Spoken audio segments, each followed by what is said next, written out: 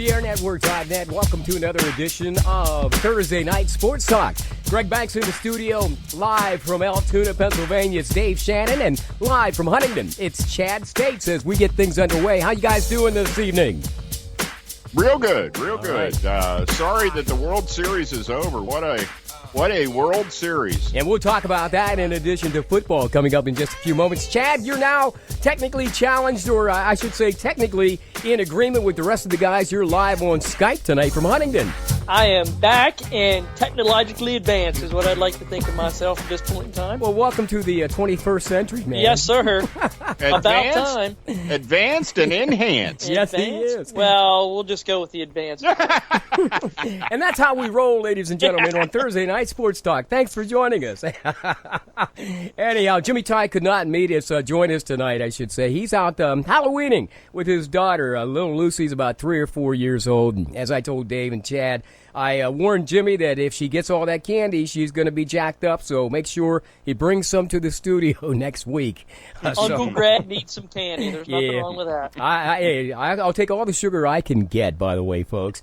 Hey, let's speak about the Major League Baseball. Of course, the World Series game number 7 last night in Kansas City. I'm going to start with Chad because he kind of nailed it early, Dave, as he said earlier in the program, maybe 3-4 weeks ago, that he felt San Francisco, probably would win because, it's an even year. So, Chad, have at it, man. I mean, at least you ought to raise your hand and say, I said it first. Well, it was prophetic, but only because time tells you so. They won it in 2010, they won it in 2012, and in 2014, but they did it a little bit different this time around. The previous 2 times, they were a complete team. They had, Matt Cain pitching for him, Tim Lincecum. They had a really good lineup in those years. You can't really say that about the Giants now. They won this on the strength of one player, and I don't know when I've ever seen this happen before. I was just going to say that. Madison Bumgarner took over from Game 1 against the Pirates all the way through to Game 7 against the Kansas City Royals and dominated like I've never seen a pitcher dominate in the postseason in my 41 years.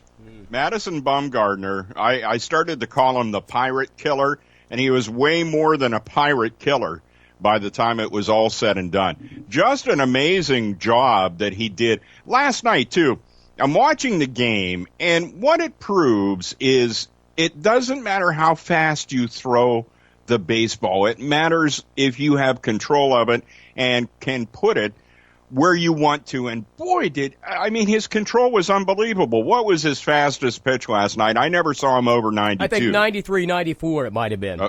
Okay, but a majority of his quote-unquote fastballs, which by today's Major League standards would not be a fastball, was 92. And, that's what Aroldis Chapman's curveball comes in at, is 92. And he's doing it on 2 days rest, folks. Yeah. I found that to be really crazy, the fact, that he had been resting for about a couple of days. Go ahead, Chad. As I say, they hand him the ball in relief in the 5th inning, and he never gives it back. Wow. It was just unbelievable. As much as I was kind of rooting for Kansas City because it's the feel-good story. Yeah. They're the Pirates of the Midwest, the team that's financially challenged. It's the up-and-comers, youth serve, all this other stuff. Man, was it fun to just watch a guy dominate from the mound like that. Let's speak about that in a moment. Bruce Bochy, to me this morning, I woke up this morning after watching that game last night. And also, by the way, watching that god-awful presentation of that Colorado, or that Chevrolet, when that poor guy was nervous as hell. But anyhow, we'll get to that in a moment. But anyhow, Bochy, to me, great strategist last night. He knew basically that at some given time he was bringing in Bumgarner, and he wanted his pitcher to kind of remain on the mound for a while. You think he made the right call bringing him in when he did, and the fact that he really didn't bother him, he left him stay in there. Yeah, I thought, there was, and Bochy really summed it up well at the end of the game. A lot of what you do as a manager is to sit there and gauge what's going on and whether you should. I know people love to do this over the course of the regular season, a lot with Clint Hurdle, because he will tend to stay with a pitcher for what most fans figure is way longer than he should. But in this particular case, Bochy's there. why do I take him out? What is it that he's doing wrong? He's telling me he's fine. He looks fine. Yeah. His pitches are consistent. And what's he doing? He's striking guys out like it's nothing. Yeah. And so why do you change at that point? You don't. And Bruce Bochy had a hot horse, and he decided to ride him all the way to the World Series championship. And, Chad, what do you think about last night, Bumgarner? He worked the ladder, they kept saying. I watched him throw some high fastballs, and these guys were going after it. It's like Dave said, it's not how hard you throw, it's where you throw. And he was just able to get, and I'm sure some of it played in the psyche of those guys too, like, oh man, I got to see this guy again. Oh, I didn't hit him the first time around. Yeah. I didn't hit him the first time around. Now I've got to come back through, see this guy in Game 7 and try to do something. And, when they're swinging at high fastballs, you're seeing hitters that they're in desperation mode at that point in time. My coaching says that if I can get a guy swinging at pitches out of the zone that bad, I've got him right where I want him. And I'm going to keep the balls up there. So that's what you saw. And, again, it's almost like getting that hot goalie in hockey. And, Dave, you can probably relate to that more than I can. That you just throw this guy out in the mound and see ya. Good night. And I think one of their outfielders even said it wasn't Pence. I can't remember which one. It said, hey, I knew as soon as we brought him in the game and we were winning 3-2, it was lights out. And it was. How about that 3-2 lead in the ninth, and Royals come to bat? Gordon hits that weird kind of triple. Would you have sent him home? By the way, a lot of people were talking about that this morning, that maybe they should have waved him home. Do you think he'd have made it? No way. I don't know. I don't see that was going to be a relay throw. Yeah. And I think they would have had plenty of time. You would not have had to hurry the throw. The only thing you're banking on at that point is that a Major League Baseball player is going to make a mistake. And I don't know at that point if they're going to do that. I mean, I think they had plenty of time. You got a really good catcher in Buster Posey. Yeah. And I don't see him making it. I think it was the right move. I mean, I had that reaction right off the bat. Why didn't you send him? Well, my thought was, Gordon was moving pretty good. I mean, around first and second, you could see he was getting kind of some momentum, but his legs were getting heavy. And I don't think he got the right jump from first to second. Now, when he rounded second, I thought, well, there might be a slight chance he might be waved in, because if you remember, the center fielder fumbled with the ball again one more time before they relayed it in. Actually, the left fielder after he went back to pick it up. Yeah. Right, now, if that had been Kane, that would have been a different story, right? Who would have been on the base path, because he had the speed, obviously. Yeah, well, I'll tell you what, though. There was that hesitation in running because it looked like the center fielder was going to catch the ball. Yeah. And even though it's Game 7 and, you have 2 outs and adding all those things in, it's just not a prudent baseball move to assume that something's going to happen. You're going to be happy with a single and try to keep the inning going. Right. Even though Bumgarner's lights out, you still play it by the books in that case. So I think anybody that's out there would have been slowed down by waiting for the center fielder to get to the ball.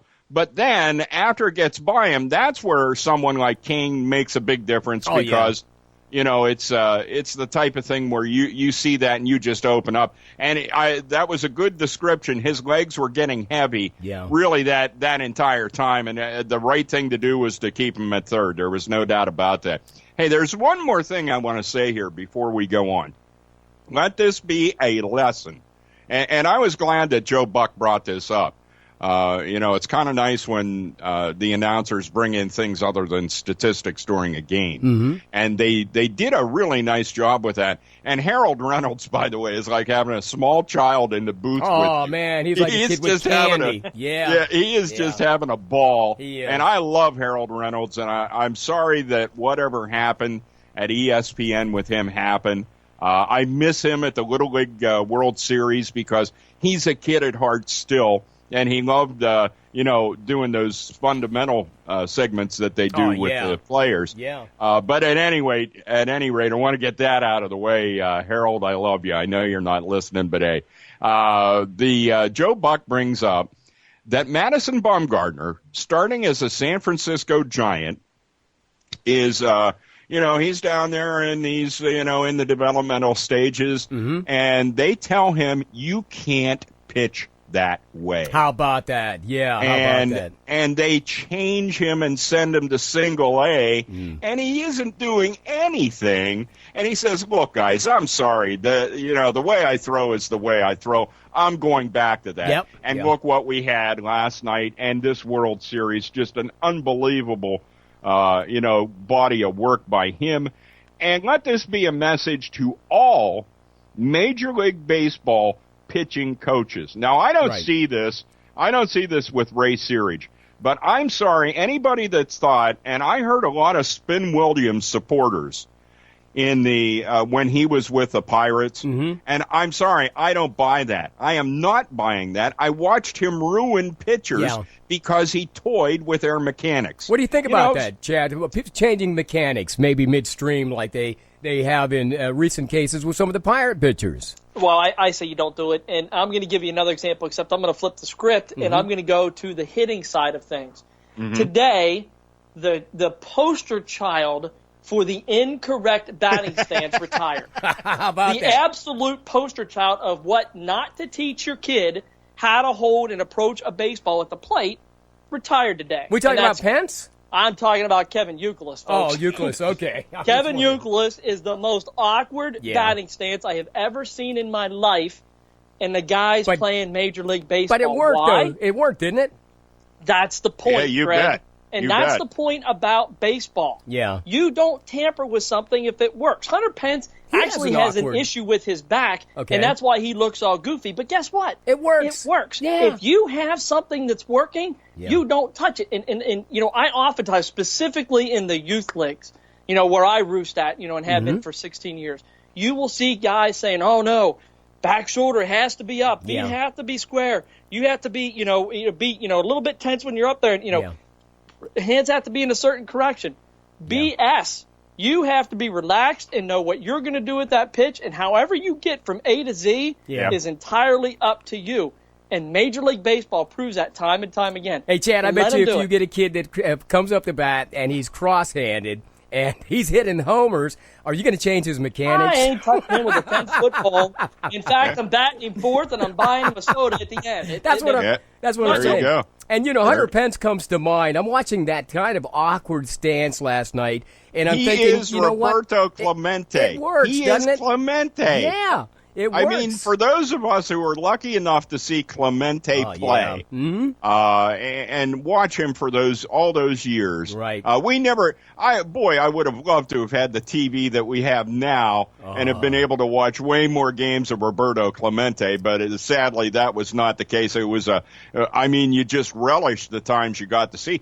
I mean, heck, the only time we would get to see the Pirates there in the '60s would have been when WJAC TV decided that they were going to air a Pirates game. And if you lived on the serving western, millions from atop the Alleghenies. Yeah, and if you lived on the western side of the state, you could watch KDKA because they presented those games. But having said that, Dave, let me ask you a couple questions before we wrap up this segment on Thursday Night Sports Talk. Greg Banks in the studio. We've got Dave, Shannon in Altoona, and Chad States in Huntington. Okay, so we have these mechanics. Now, you remember back in the days of Juan Marichal. People would say, "Oh, that's not going to work the way he throws," or Louis Tiant. Okay, a good example. And back in those days, we saw a guy who was reminiscent of what I saw last night. Matter of fact, I've not seen a pitcher like Bumgarner since the days of Sandy Koufax. Do you agree with me on some part?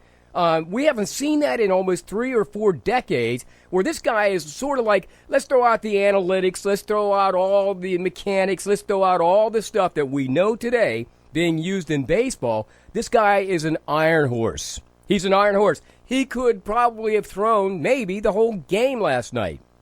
Yeah, Seriously. really, he did look that way. I mean, there was very little change from the time he came into the game until the time the game was over. And, as I say, I mean, I hope it's more of a lesson to player development personnel in Major League Baseball. Now, I will say this.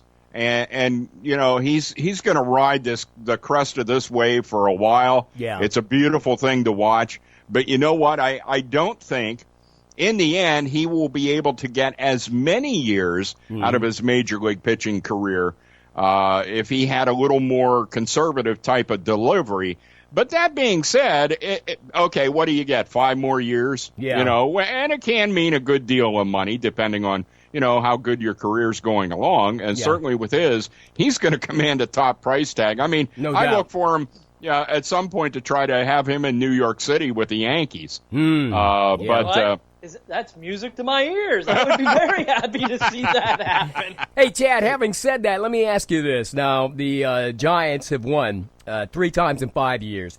Would that be considered a dynasty now in baseball, or how do you view that? No, don't. You can't throw the word dynasty isn't to be thrown around. Let's not forget that the 2 years that they didn't win the World Series, they didn't make the playoffs. They were a wild card team this year. You know, 2 years ago, Madison Bumgarner was the number 4 starter on that team. Right. No, they're not a dynasty. But Lincecum was a starter 4 years ago. Yeah, I mean, when you start to look at the terms dynasty, right? Who do you think of? I think the Steelers, maybe. You think of the Steelers of the 70s. You think of the Cowboys of the 90s. You think of the Patriots whenever they were, rolling through. And the Yankees. You think of the Yankees whenever they were doing this stuff.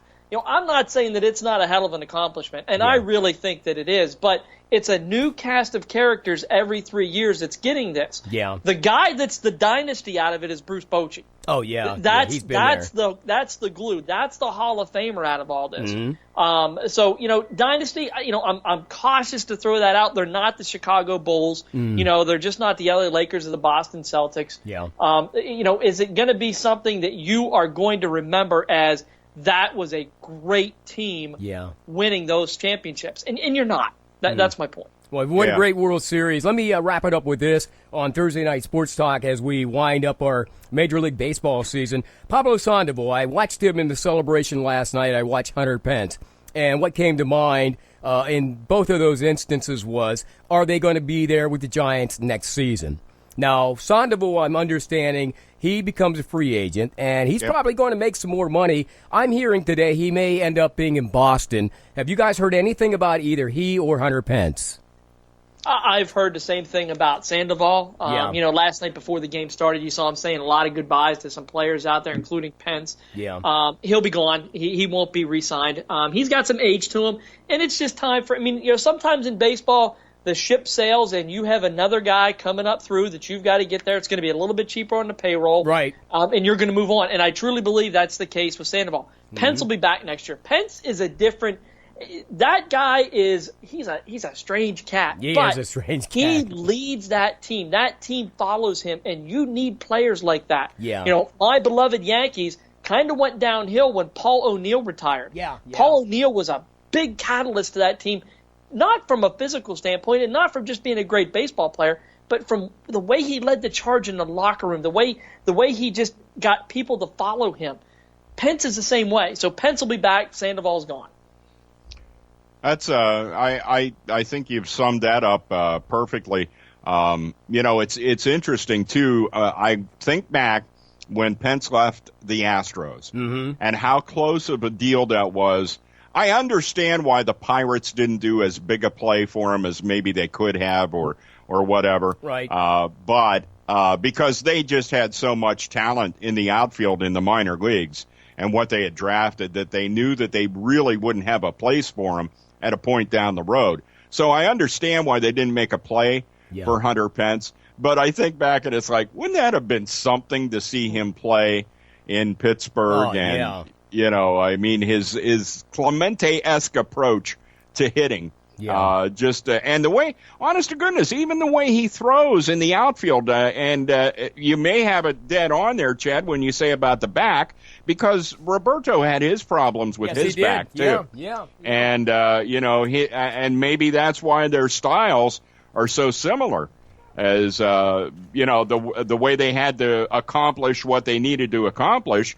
That's what they had to do. They did what they both did what they needed to do, and Pence continues to do it. Yep. And it's you're absolutely right though. For as awkward and as much as everybody's going to make fun and it doesn't fit into any fundamentals anywhere. The bottom line is it's the man. The man means a lot. And you know what? This is something with the Pirates, as Chad was saying that. I thought losing A.J. Burnett was going yeah. to be a disaster for the Pirates this year. And I think it did have an effect for a while on the pitching staff. But eventually they found themselves, and that's more, again, a credit to Clint Hurdle and his ability to get a team to gel, to become a team. And it's all about the team and not about an individual. And, making guys feel good about themselves and what they can do. And I think that's, something that Pence brings that team, because you never hear Hunter Pence talk about anything other than the team, what the team does.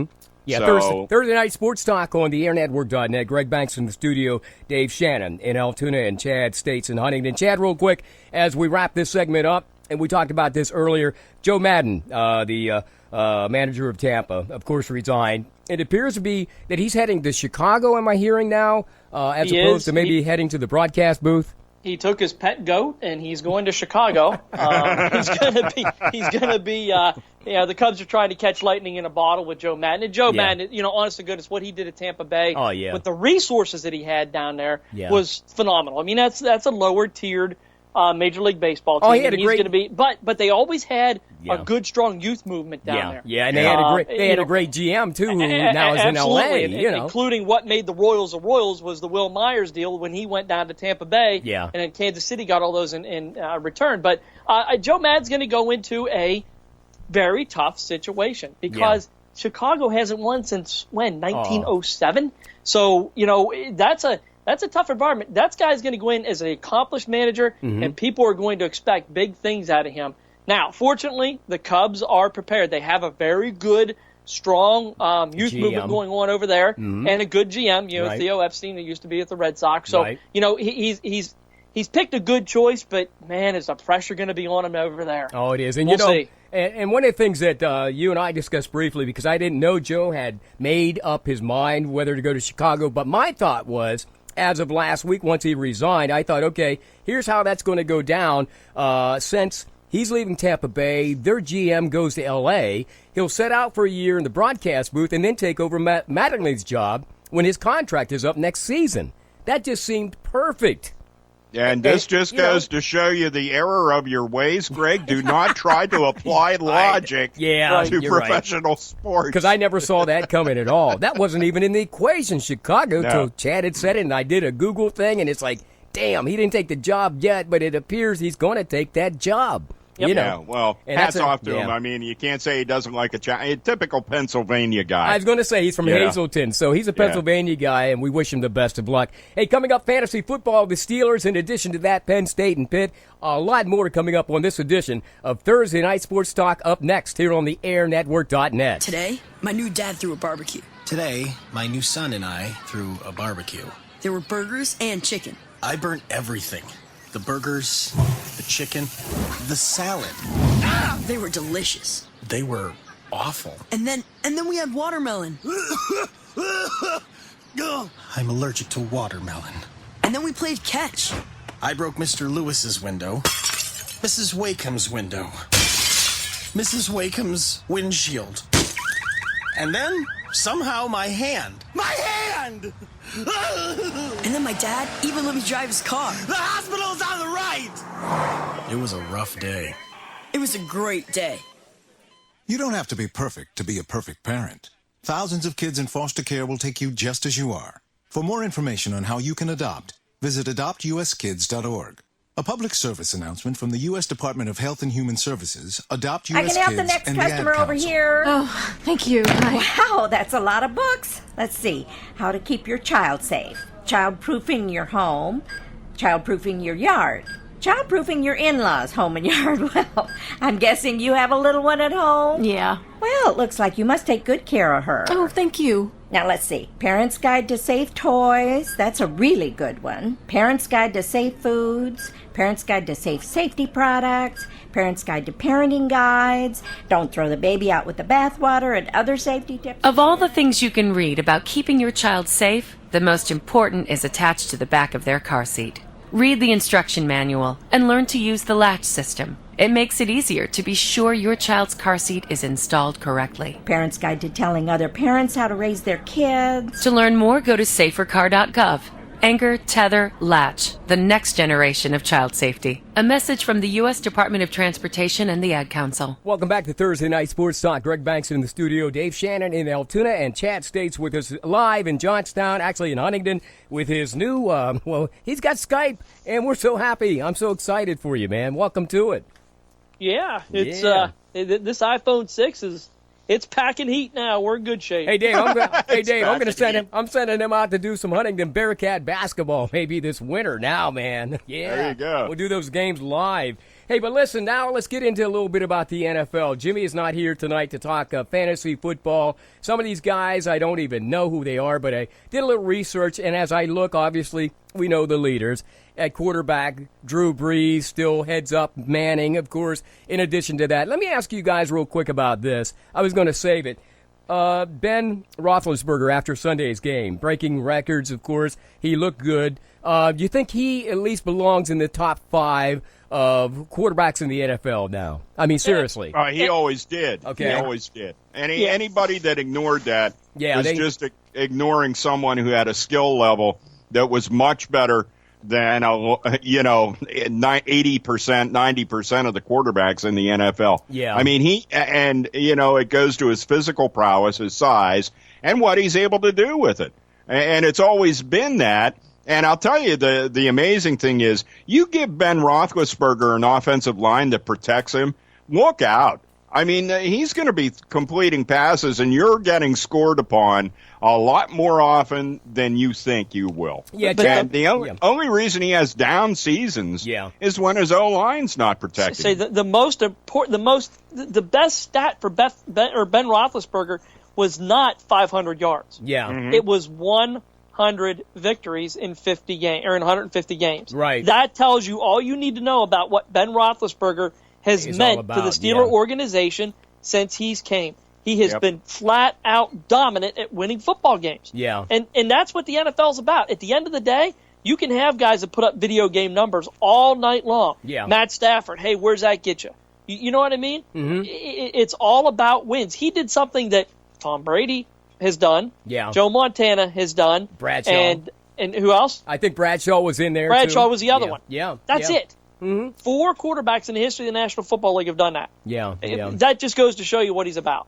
Well, I just wanted to throw that out because, when you go through the Internet, he doesn't seem to get the just due that some of these other quarterbacks get. Like you had mentioned Stafford, and we talked earlier about even Matt Ryan is showing up in many of these polls as higher than Roethlisberger. And I'm thinking, Matt Ryan, come on. Roethlisberger is more consistent than most of these quarterbacks over the last 7-8 years. You know what I mean? So, and hats off to Sims and Nance also. Oh, yeah. Because at the end of the game, they did a really nice segment about that. Yeah. And addressed the issue that Ben never really gets the credit he deserves. No, he doesn't. So I just wanted to bring that up. Meanwhile, let's go back to that defeat over the Colts. As we look at the story a little bit, the storyline, it wasn't difficult to make the case for the Colts being the best team the Steelers have played this season, and especially since Andrew Luck, of course, being one of those top quarterbacks in the league these days, had engineered a 2013 win over the Ravens back on October 5th.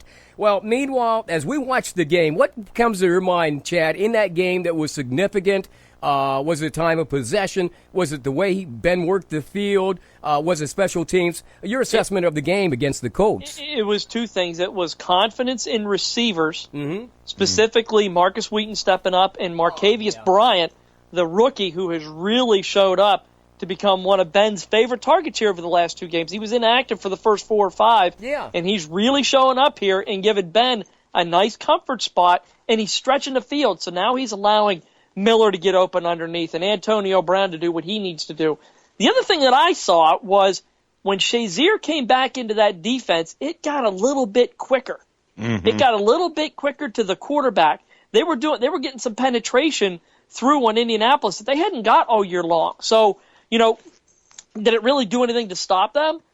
No, but it did enough to prevent them from maybe getting another score because, let's face it, that game was destined for each of them to score 100 points if they continued another 60 minutes. Right, I saw. Go ahead, Dave. I was going to say hats off to Dick LeBeau because he was bringing 7. Now, what does that mean? Well, if everything works right, it means you get pressure on the quarterback. But the big thing that means is that you're trusting your backs to cover the receivers. And maybe there's been an issue of trust as to whether you could trust those guys or not. But finally, he found a way. And the way that defense played on Sunday, I think they beat Peyton Manning. I think they beat any of the quarterbacks, any of the good quarterbacks that are out there. I think you'd have Phillip Rivers so PO'd. By the way, have you ever seen a bigger baby in the NFL at a quarterback's position? He never makes a mistake. Just ask him. Yeah. And just look at the way he treats his fellow players on the sideline. Well, I mean, it's a team game. I know, but there's 11 of you out there. Well, I'm answering your question because I think the quarterback for the Chicago Bears could be a bigger baby. From time to time I see his attitude too, and he's not a team player necessarily. No, he's off on his own. They're not leaders. And the thing you got to realize is when things go bad, when you're the leader, you own up to it. That's on me. And that's one thing Ben does. Things go right when you're the leader. Yeah. They did it, not you. And that's the thing. That's the thing that separates somebody who's going to be respected in the huddle and somebody who's not. And today's point with Rivers and and yours, Greg, with Cutler and some of those other quarterbacks, they want to take all that glory whenever it gets thrown to them, and they also want to pass the buck and say, that wasn't me. That was on my offensive line. Yeah. And once respect goes out the window, it's all over. Well, in a press conference earlier this week, Mike Tomlin spoke to the fact that one of the keys to the game was seriously the time of possession. He wanted to make sure that Luck did not have the ball longer than expected or longer than the Steelers did. And it came out, it turned out just right because the Steelers controlled the ball because they converted 62% on third downs for 8 and 13 or 8 for 13, plus 1 for 1 on fourth downs. And then, according to the press release, they converted 5 of 6 in the red zone. So, I mean, in the red zone, let's face it, in games past, that's been one of the Steelers' biggest problems. For me, red zone meant 3 points. Exactly. And it was always that 3-point thing as opposed to let's score a touchdown. And so they're very explosive. They're now 5-3 on the season. I think this time last year, if I'm not mistaken, the Steelers were 2-6. So let me ask you this question. Do you think as they get set to take on the Ravens, let's be realistic, and I'll pose this question to Chad then to Dave, do you think the Steelers could have a better season than 8-8 this season? No. And the reason why is they haven't proved to me that they can be consistent. Yep. They've proved to me that they can play with a top team and be like a top team.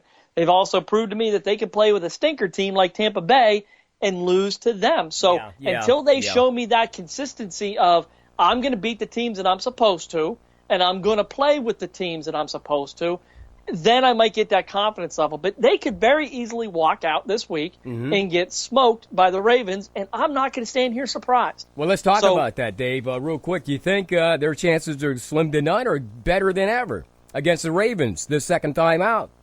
I think the Ravens game will be a close game. I don't think it's going to be a big spread in any way, shape, or form because the Steelers now have that confidence level. It's the Sunday night game, and I think their bye week then follows, right? Yeah, I believe that's coming up. Oh, let's see. I have their schedule here. The bye week actually will be, this is week 9 now. They actually have the Jets coming up November the 9th. They're at the Jets. Then they have the Titans on the 17th. Like I said, a bye week. Yeah, week 12 will be a bye week. Yeah, so they'll actually have 2 bye weeks. They'll have the Jets first, and then the Titans. So they've got 3 weeks.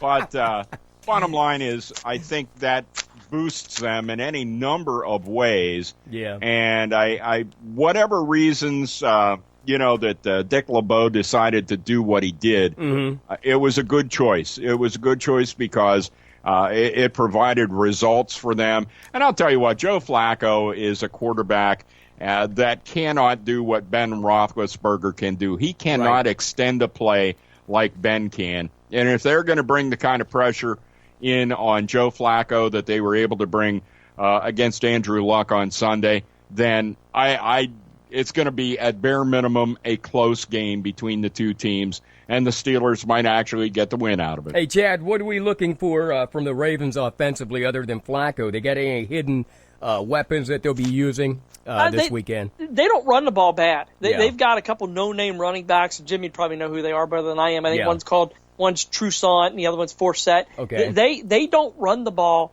bad at all. Joe Flacco is a home run type of hitter guy. He's going to look for that guy on the fly pattern, whether it's Steve Smith Sr. or one of his other receivers, to try to get that 40 or 50 yard big play downfield.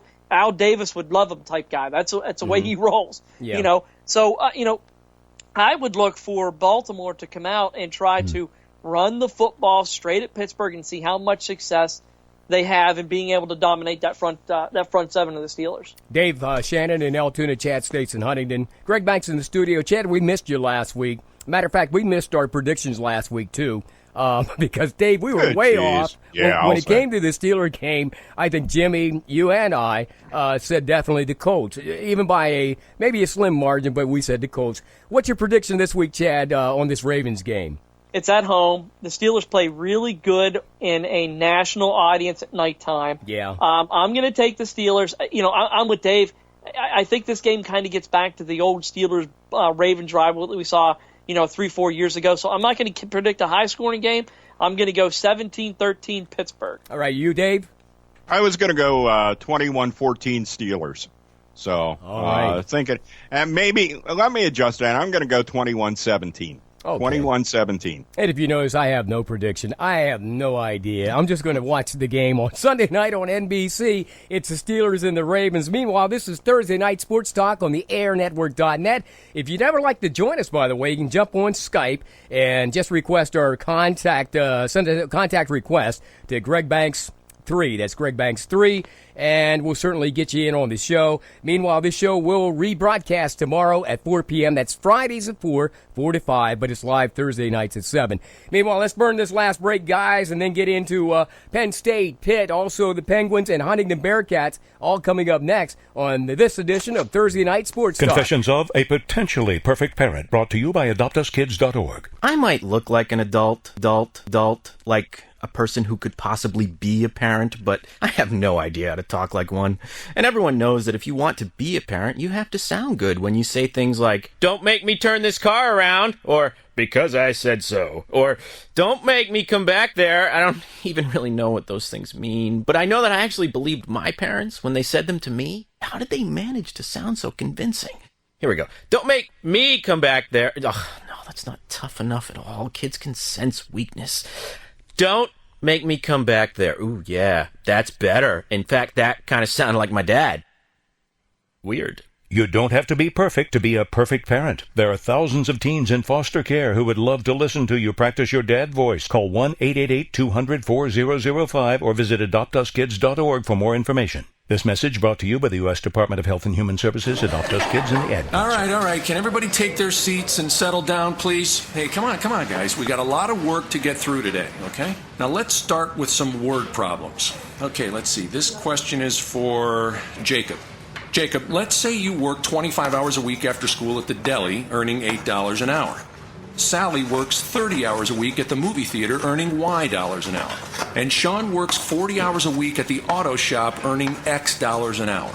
Then how are you going to drive your mother to her dialysis treatments every day and still find time to finish your science project this week? Some students are tackling more than just their schoolwork, which is why more than 30% of them aren't graduating. But you can give them the boost they need to make it through by visiting boostup.org. All right, listen up, class. This next question is for Susan. If you pick 27 apples and you give away 30%, how many apples will you... Visit boostup.org today. Brought to you by the U.S. Army and the Ad Council. Welcome back to Thursday Night Sports Talk. Greg Banks in the studio along with Dave Shannon in Altoona. Chad States in Huntington, and he's live on Skype tonight. Glad to have you along, everybody. Hey, meanwhile, Penn State taking on Ohio State. That was a whale of a game. It was a nail-biter down to the end. Ohio State, nonetheless, 31, Penn State, 24. Your assessment of the game, guys, because I thought it was one of those games that, well, I think even the refs had a hand in that game, if I'm not mistaken.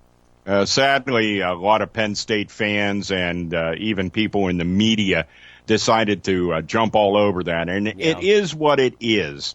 The officials call a game, and, it's still ultimately, between coaching and talent that's on the field, your athletes, you can overcome that. Yeah, okay, so they made bad calls. And to be honest with you, Penn State did overcome it because a lot of those bad calls came early in the game. Somehow, though, what was amazing to me at the end of the game was somehow the officials forgot how to tell time and whether coaches were calling timeouts. I mean, Urban Meyer was upset. They charged him with a timeout that he didn't take either. Well, it looked like he had called for a timeout, though. That was the thing. If you're chasing a referee, doesn't that indicate you want something from me? I mean, I don't know. They don't show you. They don't show you every play, Greg. They'll bring that up when something like that comes up.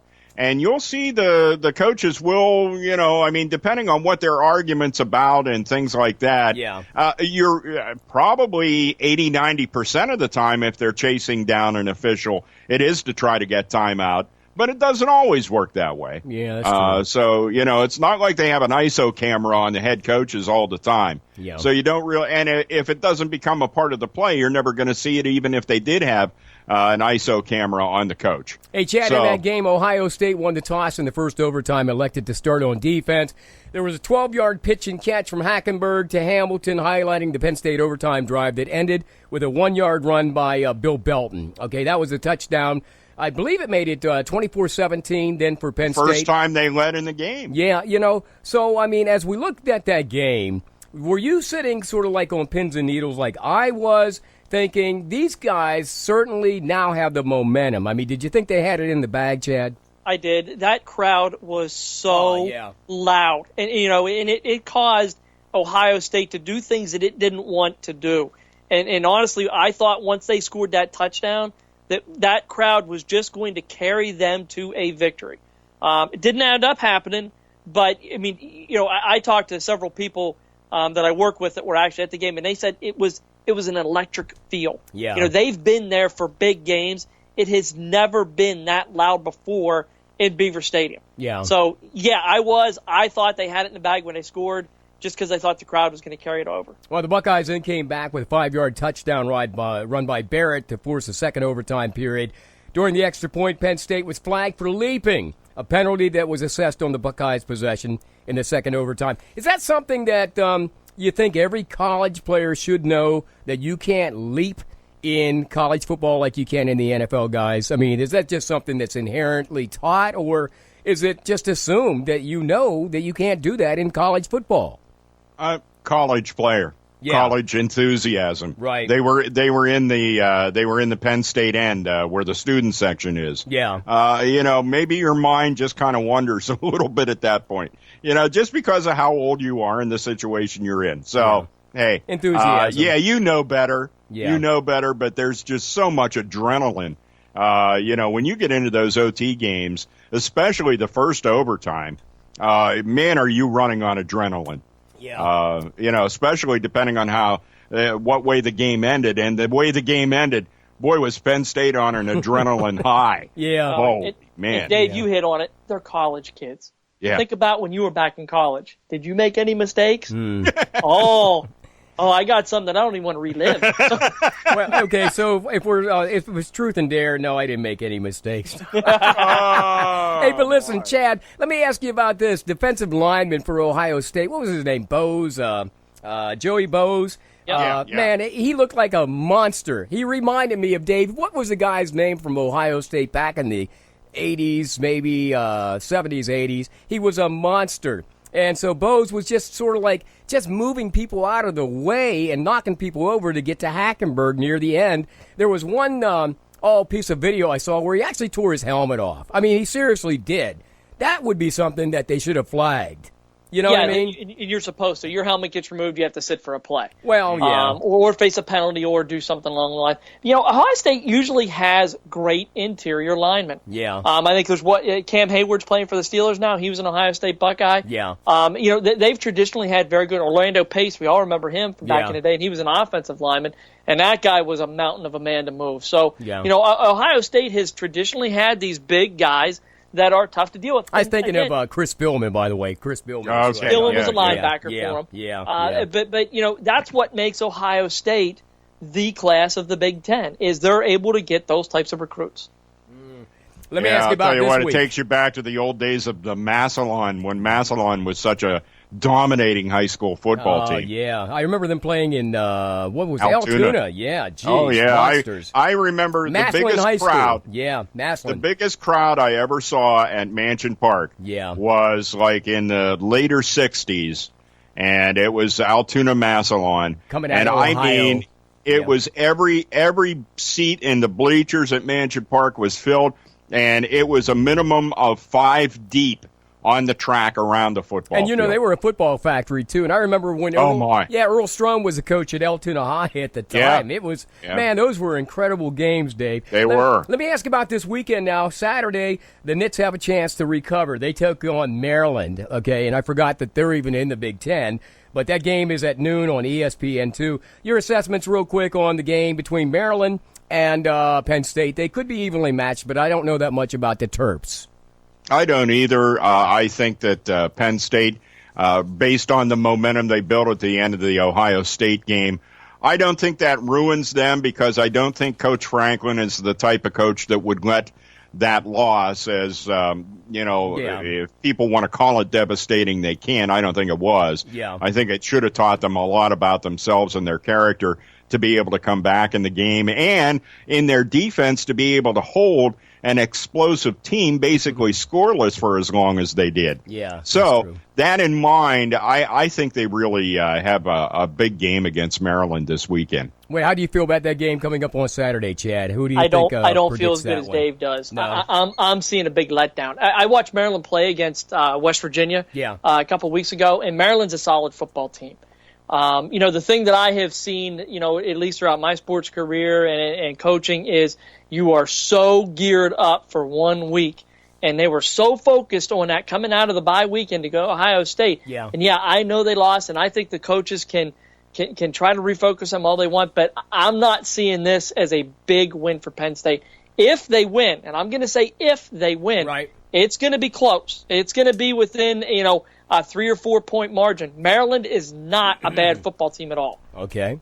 All right, so that's what happens whenever Penn State takes on Maryland here on the Thursday Night Sports Talk. Dave Shannon, Altoona, Chad States, Huntington, and yours truly sitting in the studio. Okay, Dave, let's get to that Western PA game that was a blowout there in Pittsburgh over the weekend as Pitt dropped to conference foe Georgia Tech 56-28. It compelled you to even call me at the beginning of the game and say, man, are you watching? Do you have the game on? And there were like 5 turnovers, I think, in that first, I don't know how many minutes. But I have a press release here, actually, that was delivered by Pitt and has no mentions of those turnovers whatsoever. Yeah, well, I wouldn't want to talk about it either. It was the most amazing unraveling of a team that I had seen in a long time. Now, you get back to officials' calls, and I think there was at least one of those turnovers that was not a turnover. Yeah. But, hey, it didn't go Pitt's way, and they were it just unraveled so quickly. It did. It spun out of control from the beginning through halftime.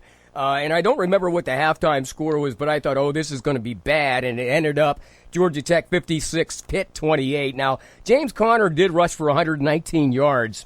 On the bright side of things on Saturday, Pitt quarterback Chad Wojtek fumbled on the game's second snap when he was popped by Georgia Tech's Isaiah Johnson. I don't think that was not a fumble. I'm sorry. Well, they say it was. Yeah. I know. It's water over the dam now. And Tyler Board made that impressive spin to get out of a tackle following a short grab, only to have the ball knocked out. So stripped. Did you see where this was going, Chad, from the beginning? I mean, it was like they were making. Matter of fact, they would have broken a record had they had, I believe, one more turnover. Because I understand they were tied for somebody else in the country for turnovers in the first half going into that game on Saturday, or during that game. Anyhow, it was what it was. Georgia Tech, by the way, winner last week, 56-28. Now, they play Duke this weekend. Come on. Now, last year they beat Duke. I forget what the score was. Something like 58-55. Do you see a shootout this year, this Saturday, Dave, and then Chad? I'm going to say that I'll tell you, if the Pitt defense can show up. They gelled pretty well after the shell shock of the turnovers. Yeah. And having to go out on the field that quickly. I thought they recovered and did a reasonably good job, but boy, were they spent by midway through the third quarter or so. Yeah. And that's where you gotta question where this could be a blowout or not, as to how are they going to be? Are they going to be able to handle it? Another big factor here on these weekend games too is going to be the weather. Yeah, it is going to be a December, late November or December kind of weekend. Yeah. As far as the weather goes, I'm going to say it's not going to be a blowout, and I'm going to attribute at least some of that to the weather. Yeah. Well, they'll actually be hosting Duke, so they'll be playing at Heinz Field this weekend. No, and right? that's why it's going to be bad. Okay, yeah. For all the reasons that we've talked about, you don't want to be, as Jimmy said, you don't want to be kicking toward the river. Oh, that's true too. Yeah, that stadium is a house of horrors for field goal kickers. Who you liking in that game, Chad, between Duke and Pitt coming up on Saturday? Is James Conner playing defense? No. Okay. Dave, this is going to be good, food for us to eat kind of next week, so to speak, because I'm going to say Duke's going to smoke them. Oh, okay. I have no confidence in Pitt. I actually going into the season after watching them play their bowl game, I thought this was going to be a pretty solid football team, and they've showed me nothing. Nothing, absolutely nothing. And Duke is David Cutcliffe's their coach. That innovative offense, and granted, I know the weather can play into that, but something just tells me that Pitt is just going through the motions. And I think Duke smokes them this weekend. Okay, and you're thinking, Dave, that perhaps it'll be a close one then, huh? Yeah, I'm thinking that the Panthers get out of there with like a 27-21 win. Okay, we'll look forward to that. That's coming up on Saturday at Heinz Field. Duke coming in to take on ACC opponent Pitt. Matter of fact, they're both in the same Coastal Division, so it should be interesting. Hey, meanwhile, Chad, I was trying to get updated on the Bearcats last week. I was seeing some of the folks posting some of the scores on Facebook. It looked like it was rather close at one given time, but I could be wrong. It was senior night, and Central defeated Huntington 41-15. Your assessment of the game? Well, that given time was at the end of the first quarter when it was 14-7. Oh, okay. And then it quickly went south after that. Yeah. And a lot of it was, Huntington's still an emerging football team. Central really wasn't that great. They had 3 interceptions in the game, 10 penalties for 97 yards. They really just kind of didn't look that good. In fact, there was a lot of times when we had them stopped in the backfield for a loss, but they were able to evade and get out of the tackle. So, the score isn't indicative as to what the gameplay showed. Yeah. But if you go back and you look on film as a defensive coordinator, you're going to want to pound your hand against concrete and say, man, how many times have we had these guys stopped and they were able to go ahead and do something and get out of it and gain not just 5 yards, but 15, 20, 25 yards at a clip is when it ended up happening. Well, one of the things I saw on the video that I saw, the highlights on Friday night, I think Channel 6 or 10 was there doing the video. There was a lot of misdirection on the part of Central. Like, they would pull one way and Huntington go that way, and they'd actually head the other way on the field. Meaning Central was setting up some blocks on some of the defenders there on Huntington that just didn't see them coming, quite frankly. They did, but more often than not, and you're only going to see some clips, more often than not, we had that snuffed out. Huntington had that snuffed out and had a guy in position to make a tackle, and they just couldn't follow through with it. So, youth served, they'll get that corrected. Yeah. And they should correct it very easily this week as they make the long and arduous drive over 5 miles. What is that, 10 miles there? I think it's going to be like, for me, I'll actually go home and then come back over and maybe waste about 15 minutes worth of travel time. Well, by the time they warm up the bus, it'll already be there. Yes, that's exactly right. So, it's a away game, but not really. So anyhow, Huntington goes into this game at a record of 4-5, and Juniata Valley tomorrow night comes in at 1-8. 1-8. Who they beat? I mean, who did Juniata Valley beat this year? I mean, I'm trying to think back to who was on their schedule. But anyhow, needless to say, here's what happens. Tomorrow night, when Huntington takes on Valley at Valley, they can even up their record for the season at 5-5. What are their hopes for playoffs, Chad? I mean, what would that say? Well, they'll finish 5-5 because they will win on Friday night, and they're going to win in convincing fashion. And junior running back John Wagner is going to be become only the 7th Huntington football player to rush for 1,000 yards in a season. Hold that for a second. Hold that for a second. If my friend Cheryl from Petersburg is listening, he said, yeah, we were going to win, but they have to play the game first, Cheryl, because her kid goes to JV, by the way, so I got to say that. But go ahead, Chad. That's okay. I've got a lot of people from Juniata Valley that have said, don't worry about it, it's in the bag. So we know we know where it's at. But whenever they secure that victory, they're going to be 5-5 and probably finish 7th or 8th in the district, which means they're likely going to see Tyrone if they finish 7th, or if they end up finishing 8th. And this all depends on how a lot of the teams shake out, too. Yeah. They might make the trek down to Mount Union and play the top-seeded Trojans. Oh, man. Okay, that'll be a heck of a game. That'll be, interesting. Here's your treat for making it to the postseason. Yeah. Well, I mean, you kind of earn your stripes. But if they had to face somebody again, facing Mount Union as your arch rival and the team you played off first isn't bad route to go. No, it's not really, because then they only have to travel another 12 miles going east to get to that game. But having said that, Chad, let me ask you this. I'm all about the cheap gas, too, guys. I know you are, man. I know I am, too. But listen, let me ask you this. Who do you see predominantly in Double-A? Because there's Mount Union. I think Tyrone's in that mix somewhere. Tyrone's sitting in the How about Forest Hills? Forest Hills is not having a good year. In fact, I think they are in jeopardy of making the playoffs. Oh, really? Okay. So your top 3 teams right now are Central. And Central is in 3rd place. Right. I think Juniata from Juniata County, Juniata High School is in 3rd place, and then Central's in 4th. But guys, we're not looking at great football teams here. Right. For Double-A, this is actually a very big down year. Mount Union's one-dimensional. Mount Union's got a lot of good athletes, but they're one-dimensional. They're going to get stopped and not too far off into the state playoffs. So, I'd like to pick the Trojans to win the District 6 Double-A title. Yeah. Just because they have a little bit more firepower than anybody else this year. Well, the best of luck to Huntington as they take on Juniata Valley at Valley tomorrow. Dave, real quick. Penguins hosting the LA Kings tonight at Consola Energy Center. It's a cancer awareness night. What's the score? And tell us a little bit about how the Penguins are doing.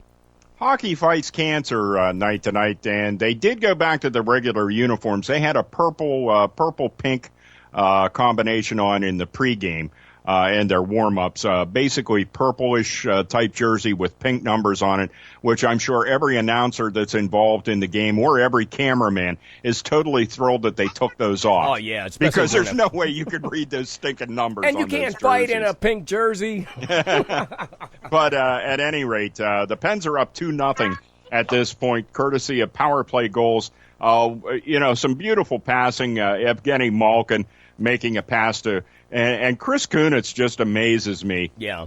And I think back about Kunitz, and he's one of these guys that got this, and I hear this in the NHL a lot, he's too small. Mm-hmm. Well, you know what? Yeah. It doesn't matter how small you are. It matters where you can be on the ice when you're needed. Yeah. And he's just amazing at it. He is, and it's like he gets around people and they don't even know he's there. Yeah. And that's exactly what happened. He tipped one right in, and hey, Letang got the other goal on a power play as well. But the Penguins got bad news this week, and it was actually knowledge to the Penguins back in October, and somehow they were at the beginning of the month, and were able to keep this quiet. Ole Mata, however you want to say it, Ole has been diagnosed with a tumor on his thyroid gland, and they are going to remove that. It's either maybe tomorrow or next week, and so they're going to remove that. 85% chance with tumors in that area that it will be cancerous. And so Ole Mata has a new road that he's going to have to go down. And a couple of times during the game tonight already, they've showed Mario Lemieux coming back from Hodgkin's lymphoma to play again. And so he beat cancer, and, I'm sure there's a lot of folks that are rooting for much younger, Mata much younger than what Lemieux was when he was diagnosed. And so my fingers are crossed, too, because he's been a joy to watch play. Yeah, we wish him well. Yeah. Talk a little bit about Fleury and Net real quick, and any stars or any disappointments thus far this season. Well, one thing I wanted to agree with Jimmy, even though in his absence, but still he was talking about Downey, and there have been a series of games here where, honest to God, when they introduce the team and they roll out the red carpet for the anthem singer to go out onto the ice and sing, just roll that baby right over to the penalty box, and you can put Downey in there. And when his shift comes out, let him out of the penalty box, and he can play with his line. But, most of the rest of the time, he's going to be in there anyway. I mean, he just annoys me, and he's taken a lot, to me, penalties that you should not be taking. However, his coach, Mr. Johnston, says, hey, that's okay. That's the way he's kind of giving him carte blanche. Yeah. If you think you have to take a penalty to make a play, go ahead and do it. And so once you tell an aggressive player to do that, he's going to take advantage of that. And right now, I'm not too happy about that. Their penalty kill is good, but you don't want to keep dragging them out there as many times as Steve Downey does in a night. Yeah. Well, the Penguins taking on the Kings right now, Dave. What kind of update do you have for us before we say goodnight? Getting ready to start the second period with the Pens up 2-0, and, Fleury looks good in net again. And Jonathan Quick is not in net for the Kings because of the road trip that they're on, and I think Quick was in the net when they took on the Flyers earlier. All right. Hey, thank you, gentlemen. Chad States in Huntington, thank you. Also, Dave Shannon in Altoona. We'll do this again. By the way, if you missed our live broadcast, you can always check it out from 4 to 5 p.m. on Fridays right here on the airnetwork.net. It is Thursday Night Sports Talk. Have a great weekend, everybody. See you next week.